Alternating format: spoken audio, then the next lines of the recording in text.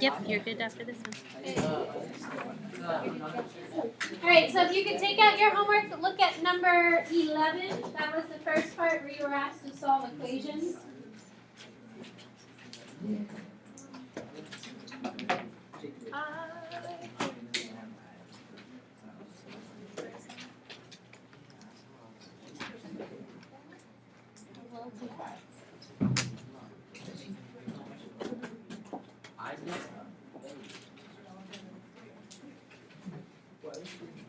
Alright, so I set it up and then I divided -5 from both sides, which got the n minus 3 squared with the -2. I square rooted both of them to get n minus 3 to the square root of -2. I moved the 3 onto the other side to be n, and then I did the imaginary number, so it would be n plus or minus I to the square root of 2. Any questions? No? Cool. So why did you get an I there again? Why'd I get what? Why did you get an I? Because the square root was still -2, so I had to take it out. So if you have a -2 underneath the square root, that's how we get that imaginary number. As she has, like, the whole number should be separate, so the 3, and then the plus or minus, and then the I, and then the square root of 2. You always put the I first. In front of the square root, yes. Yes. So put the I in front of the square root. So 3 plus or minus the I, and then the square root of 2.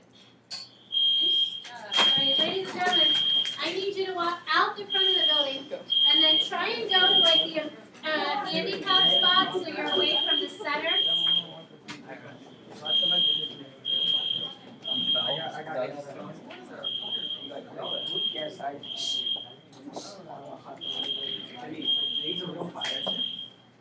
Honestly, if there's a fire, we should go there. You should not go. No, you wouldn't.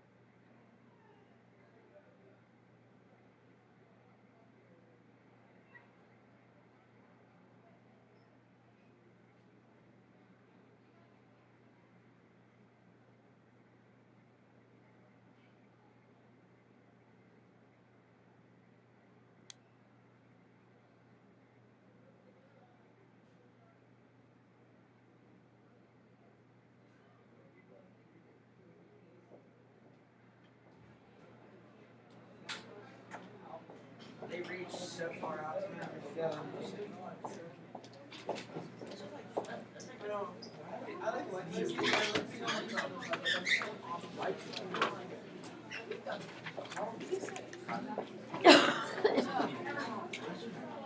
do you think? Yeah. English. I freaked out. Wait, where'd you go? And then the fire truck. I still don't know what this real that was so.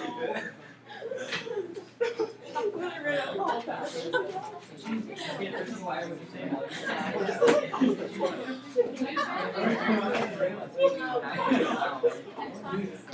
What if Tina passed out? Yeah, Yeah, said we holy crap. Oh, really? Alright, ladies and gentlemen, we're gonna have Nicholas go up and go over number 53.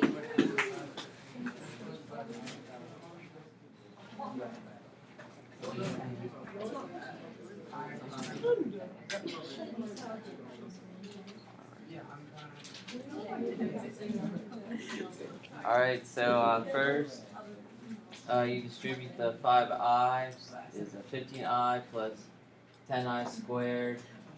Then you FOIL it with the 8 plus 3i to get a 30i cubed plus 80i squared plus 45i squared plus 120i, which is 30i cubed plus 125i squared plus 120i. Then, because I squared is -1, 125i squared is -125. Then the 30i cubed, if you take the I squared out of that makes it -30, and then because it's cubed, it's just -30i. Then you combine -30i and 120i, and you get 90i, and then minus 125. So with number 53, Ryan, you right? Good. No? Alright, so for 53, he distributed the 5i to the first set of parentheses, so you get 15i plus 10i squared. And then after you do that step, you need to FOIL. Now you don't necessarily need to do that first. You could have FOILed first and distributed last. So when it comes to multiplication, it's pretty much up to you which you want to multiply together first. So after he FOILed, he has the 30i cubed, 80i squared, 45i squared, and 120. So he combined those two together to get 125i squared. And then I squared is really -1. So the 125i squared is really -125. And then I cubed is a -I. And if you don't know that, you could have broken it down and looked at it as I squared and I. Because if I have an I cubed, so if we have I cubed, really I would find that by taking I squared times just an I to the first. Well, I squared is -1, and then that would be times I. So that's how he has that -30i. If you didn't want to deal with the I cubed, then FOIL these first. If you FOIL first and then distribute last, you wouldn't have the I cubed to worry about. But it is -125 plus 90i. Nice job. Questions? Yeah.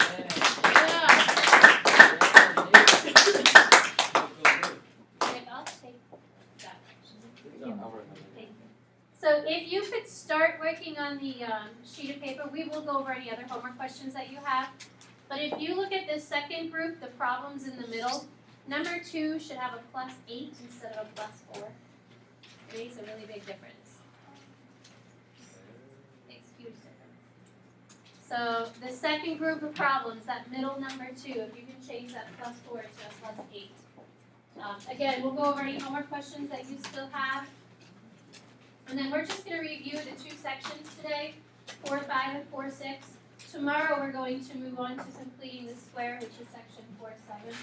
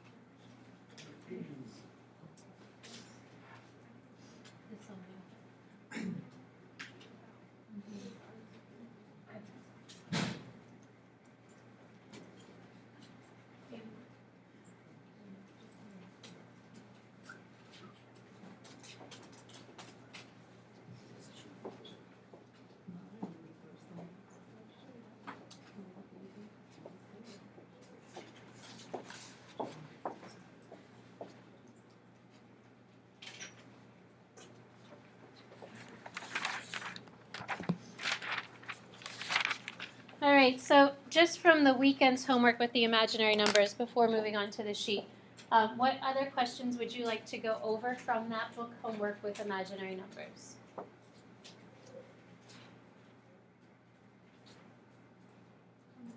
$23?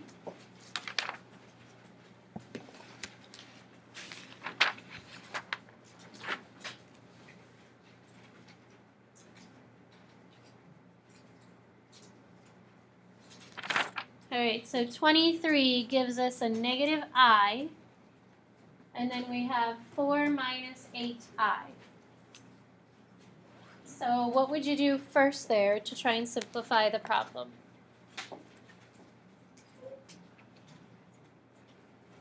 Paige, what do you think?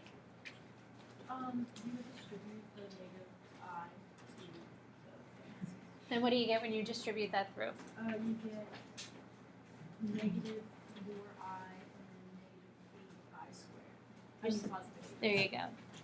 So when you're writing the I goes behind the whole number, but if there was a square root, you would put it in front of the square root. But within it's a whole number, so it goes behind that whole number. So we have negative 4I and then plus 8I squared. And it's a positive because there was a negative and a negative, now it's a positive number. So the I squared, this part here can be simplified because I squared is really equal to what number? Virginia? A negative 1. So I squared can be simplified to the number negative 1. So this is really negative 4I and then plus 8 times negative 1. So if there's an I squared remaining in your problem, you want to change it to be the number negative 1. So we have negative 8 and then minus 4 with the I.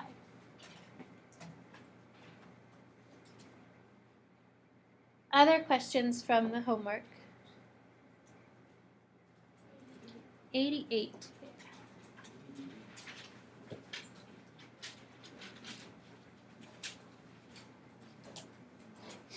So number 88, the last group of problems were a review from sections 4.4 and 4.5.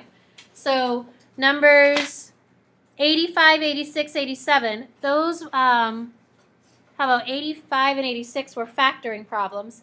And then 87 through 90 were section 4.5, where you were solving for x squared by trying to get the x squared by itself. So we have 14x squared equals 91. So Grace, what would you do first? Yeah, divide by 14. So that's the first step, divide by 14. Now I know 91/14 is a really weird number, but anytime you're dealing with a fraction, check to see if you can reduce it. You've got the calculator, use MathRack if you're not sure, but there is a number that goes into both 91 and 14. So what number goes into both 91 and 14? 7. Yeah, both of these are divisible by 7. So, Aaron, if you divide 91 by 7, you get 13. And 14 divided by 7 is 2. You can always use the math frac button. So if you put that in your calculator, 91 over 14, and hit math fraction, it'll reduce it to 13 halves because they're both divisible by 7. So now x squared is by itself. We need to take the square root of it just to get the x. So you've eliminated the 14 by taking it to the other side, but now we just want x. So that means that we're really dealing with the square root of 13 and the square root of 2. So Isabella, how do you get a square root out of a denominator? You multiply by bottom square, so you multiply by the square root of 2 over the square root of 2. Right, so whatever square root's in the bottom, we want to multiply both by that. So what does that make it then? The square root of 26 over 2. Good. And what do you put in front of it? Right here. Yep. A plus Oh yeah. and a minus. So any problem that you're solving for x squared should have a plus and a minus somewhere in the answer. After you take the square root, you're taking a square root, you're solving for an x squared, which originally was a parabola, so that answer needs to have the plus and the minus after you take the square root. So the answer should be plus or minus the square root of 26 and then divided by 2. Other questions? Alright, then if you look at the little review worksheet with the 9 problems on it, I tried to pick 3 problems from the sections that we were dealing with. So the first problem's just simplifying the square root. Sam, what would you do first to simplify 7 square roots of 2 times 9 square roots of 12? You would make 9 squared root of 12 and 4 square root of 3, and then it'd be 18 square root of 3. Good. So he's looking at the square root of 12, just dealing with that number first and simplifying it. So he said that makes the square root of 4 the square root of 3. So the square root of 4 is 2. And then when you multiply it by the 9, you get 18 square roots of 3.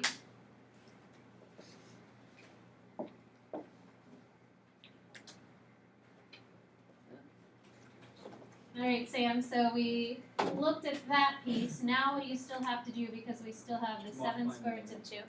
So multiply what? 7 square root of 2 and 9 square roots, or 18 square root of 3. So 7 times 18 makes? That makes 26. So multiply the like pieces together. The numbers, the whole numbers outside get multiplied together. And then the radicals, what does that make, Sam? That makes 6. Yeah. So 100, the square root of 126, and I'm sorry, how about 126 square roots of 6? You could have also chosen to multiply first, where you multiply the 7 and the 9, the 2 and the 12, and broken it down that way. You're going to get the same answer. The second one, we have the square root of 50 over 3. So Tyler, what do we do to simplify that? I put square root of 50 over square root of 3. Okay, and then? I multiplied both sides, or top and bottom, by square root of 3. I got square root of 450 over 3. Square root of? 450. 150. 150 over 3. There we go. So now we need a number that goes into 150 that's a perfect square. David? 25 and what? And the square root of 25 becomes 5. And then we have the square root of 6 divided by 3. So the 25, the square root of 25 changes to be 5. And then we still have that square root of 6. It does not reduce with the denominator because it's not the same type of number. These numbers, if possible, you can reduce those, but 5/3 doesn't reduce any further. So it just stays as 5/3 and then the square root of 6. So 5 squared is 6 over 3. Questions? The last one is the square root of negative 180. Sarah, when you have a negative underneath the square root, what does that mean? It would be I squared. Right, so we really now have an I and the square root of 180. So pull the I out so that you're dealing with the square root of 180. What is the biggest perfect square that goes in 36. Good. So 36 and 5. The square root of 36 becomes 6. And then we're going to write the I because there was a negative underneath. That's why the imaginary number is there. And then the square root that's left over is a 5. You don't need a plus or minus with any of these because you're not solving an equation. So no plus or minus necessary. These are just numerical values. It doesn't reference a graph. Any questions with those 3? So if you look at the next 3 problems, these 3 are equations that we've talked about. We've got parentheses in the first 2 with a quantity that's squared. Should you distribute the 10 through the parentheses? No. Always divide, no matter what. If there's a number in front of those parentheses, get it out of the problem. Don't push it through the problem. Take it out from the problem. So if you divide by 10, you're making the numbers smaller. If you multiply by 10, you're making them larger. So take that number, whatever's in front of the parentheses, get rid of it. So if we divide by 10, What do you get when you have 440 divided by 10? Page? 44. And then page, we have still parentheses squared. So how do you get rid of those parentheses? Square root. Right, now you want to square root both sides. Our goal is to get rid of the term that's squared. You don't want to FOIL and keep it in the problem. We want to get rid of it. So if we take it out of the problem by taking the square root, Paige, how would 44 break down? 2 square roots of 1. Yeah, so it's 4 and 11. So 2 square roots of 11. What goes in front of that 2 square roots of 11? A plus or minus. So we took the square root, you put it in the problem, there needs to be a plus or minus that goes with it. And then Paige, your answer is? X equals 7 plus or minus 2 square roots of 1. Right. So the 7 plus or minus and then 2 square roots of 11. Questions?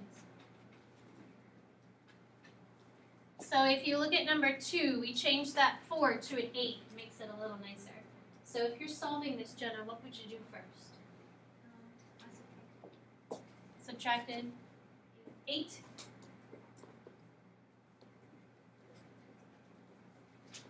What is 449 to minus 8? Good.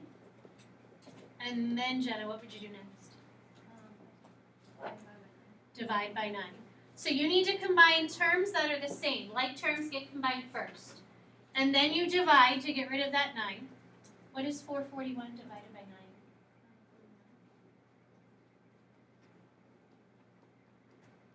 So it equals the number 49. So it does turn out nicely. You're going to get a weird number, 441 divided by 9, but it does work. It turns into the number 9. And then, Jenna, what would you do? Okay, take the square root of both sides. So on the left, we have 2m minus 3. And the square root of 49 is 7. But we took the square root, and you put that square root in the problem, so it's a plus or a minus 7. So really, there are 2 problems here because of that plus or minus 7. One is 2m minus 3 equals positive 7. The other one is 2m minus 3 equals negative 7. That's what the plus or minus means, that you should still have an answer on the left and the right of your parabola. So Ethan, if we have 2m minus 3 equals 7, what would the m be?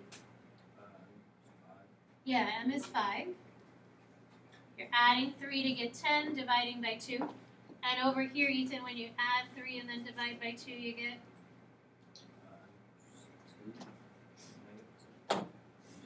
Nope, you're right, negative 2. So you get a negative 4. Negative 4 divided by 2 is negative 2. So a positive 5 and a negative 2. Do you get whole number answers like this? Bless you.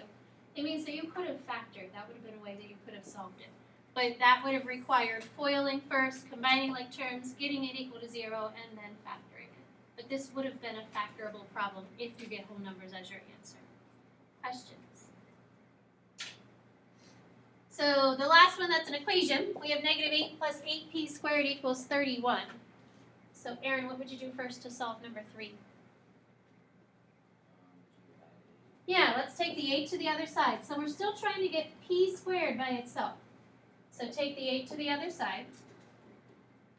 Aaron, negative 31 plus 8. Good, negative 23. And then what do you do, Aaron? You divide by 8. Now, unfortunately, negative 23 divided by 8 doesn't reduce. So we have to keep it as negative 23 divided by 8. And then we take the square root of both sides to get that p squared, to get p by itself.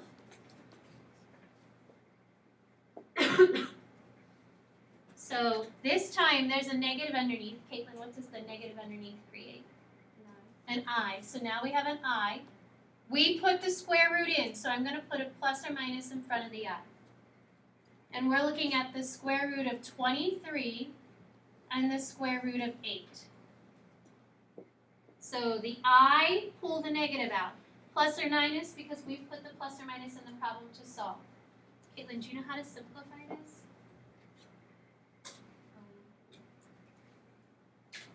For 8, we do 2 square roots of 2. So she said the 8 would become 2 square roots of 2 because it's really the square root of 4 and the square root of 2.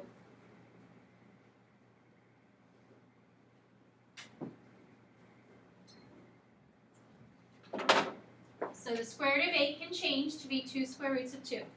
We can't do anything with the square root of 23 because it doesn't have a perfect square root. What else do we have to do to simplify this? Sarah? Multiply the top and bottom by the square root of Right, whatever's in the square root still on the bottom is what we need to get rid of. So there's a square root of 2 here, so we've got to multiply the top and bottom by the square root of 2. So Sarah, what does that make the top? 2. Square root of 46 over. So she said the square root of 46 is on the top. On the bottom, there's a 2, and then you're multiplying that by the square root of 4, which is really by 2. So that denominator becomes a 4. So these here, you're taking 2 times the square root of 4, which is really 2 times 2, which is how you get a denominator of 4. Jenna? Could you multiply by The square, yes, and then you would have to just break that number down that's on the top then, yes. So you could have also multiplied top and bottom by the square root of 8, and then you would have had to simplify the top instead of simplifying the bottom. Would have given you the same exact answer. Other questions? So the last 3 problems are problems just with I, simplifying problems with I. So Maddie Z, what would you do first with number 4? Didn't you tell us last week you could take away the parentheses? Yeah, how would you Okay. get rid of those parentheses? Oh, I just took them out. So you can't just take them out if there's a minus sign in front of it. What does that minus sign do to the Like parentheses? it makes them negative. Okay, so you made them negative, right? Yeah. Okay, well then you didn't just take them out, you made it opposite. Okay, so yes, get rid of the parentheses, but first don't forget there's a negative in front, so distribute them through. And then Maddie, what would you combine together to simplify? The -3 and the -5. Or the -5. Okay, it should be on here. So she said a -3 and a -5 make -8. -8, and then all of the other terms, if you combine all the i's together, what do you get? I. Good. So you should have -8, combining the real numbers, and then there are 3 imaginary numbers. When you combine all those together, you just get an I. So the real number is -8, the imaginary numbers make I. Any questions? So with number 5, Kate, how do we do number 5? So you roll one first, so you would do 7 times -8, which is -56.